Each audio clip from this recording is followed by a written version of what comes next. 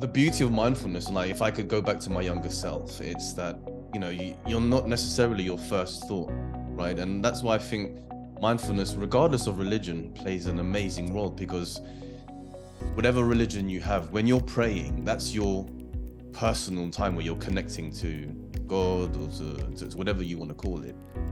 But how better is it because we all know, those especially that pray regularly know that the mind wanders, right? So you have the best intention, and so you're dear Lord or dear God or whatever, then you start speaking, I'm a bit hungry now. Then then how disrespectful is that? Imagine you were actually conversing with God, and you all of a sudden, that meeting tomorrow.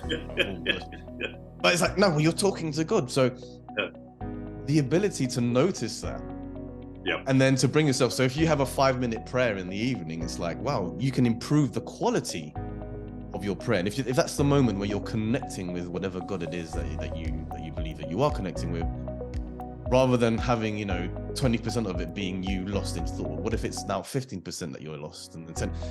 Because it highlights the almost this metaphorical prison that we're living in, because it's not just reduce stress, hey, do this and you're going to feel a little bit better, and that the worry that you have before your big meeting, use this to alleviate it or to not worry as much of the future. It's like, it actually goes so much, it's more profound than that. It's like, well, no, you're living most of your life in thoughts, or at least half of it in thought. And if in the moment you said, do you want to be thinking at that time, you'd probably say no, right? So not only are you living in thought, but you're living against what you would actually want to be doing. You're not in line with what it is that you'll actually want. And most people don't even know that it's going on. So it's like this mindfulness actually gives you the choice that you didn't know you have, and to live a life. Yeah. It's just like, because thinking never ends, right? Because people think that the meditation is 10 minutes, 20 minutes on the cushion, charge up, and then I'll go for the rest of the day.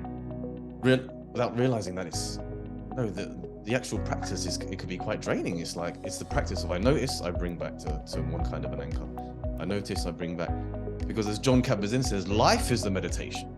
Because then all the thinking that's going on all day long is like, how do you use that to not be the zombie on autopilot mode in any moment, especially the ones that are discomforting, and I'm worrying about, I'm at the dinner table with my family having dinner, but yet I'm thinking about the presentation I need to do next week. So the body and what I'm thinking about are not congruent and not in the same place, and it's reminding us that it's going on all the time. It's like, do you realize that you're not being present now? You're not being present now. And it's like, the more you practice, the more you realize, oh wow, I'm not being present for so much of the day.